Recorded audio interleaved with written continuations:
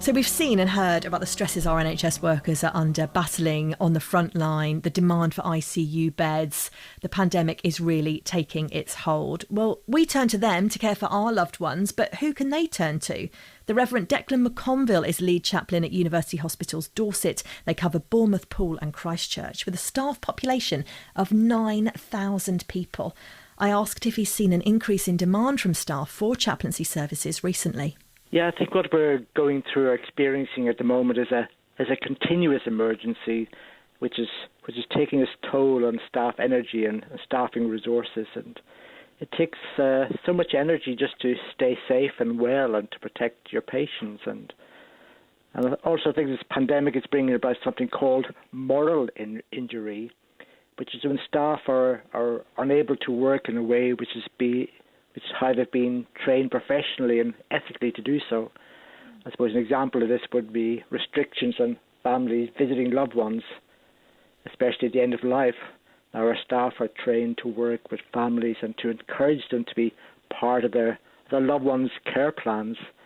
But the current necessary restrictions make it difficult for our staff to involve families and to work how they're trained professionally to do so.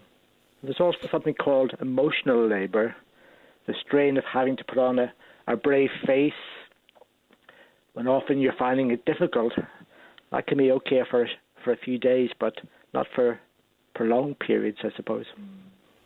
It must be really challenging for people. I must admit, when we see scenes on the television news of how many staff are caring for each individual person in ICU units, everybody's busy doing a job and one person's job is holding the hand, and actually that's a really important part of it, isn't it? To be facing that day in, day out and with no idea of when it's going to end, that must really start to take its toll.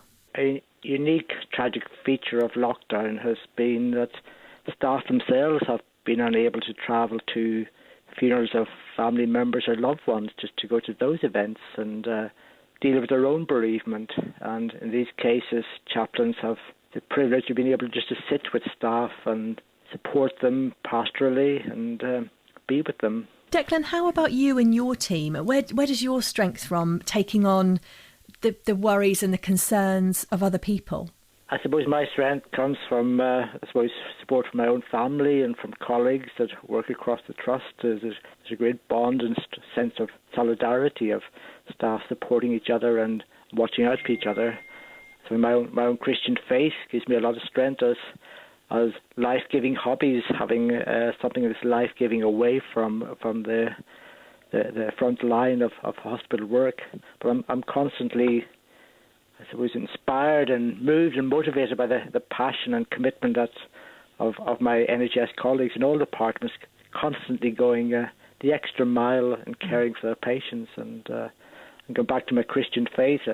Christian faith is based on hope, and in the words of St. Julian of Norwich, that all will be well, I suppose, that this dreadful time will pass. And I suppose also there's hope, a new dawn arising with the great miracle of science and producing life-saving vaccines, and we look forward to the promise of them being rolled out soon. Well, that certainly is a real message of hope, I think, to all of those who are working on the front line and those caring within the community for others as well. What would be your message, Declan, to the loved ones of people who are in hospital, who you might normally meet face to face, but who can't visit at the moment? What would you say to those people who are worried about someone who's in hospital? I'd ask them to continue to be generous in their patience with our NHS colleagues. That I know it's very, very frustrating not to be able to visit a loved one at the moment, but just to trust that your loved one is in safe professional hands and that the sacrifice has been made at present will benefit us all. That's the Revd Declan McConville, lead chaplain at University Hospitals Dorset.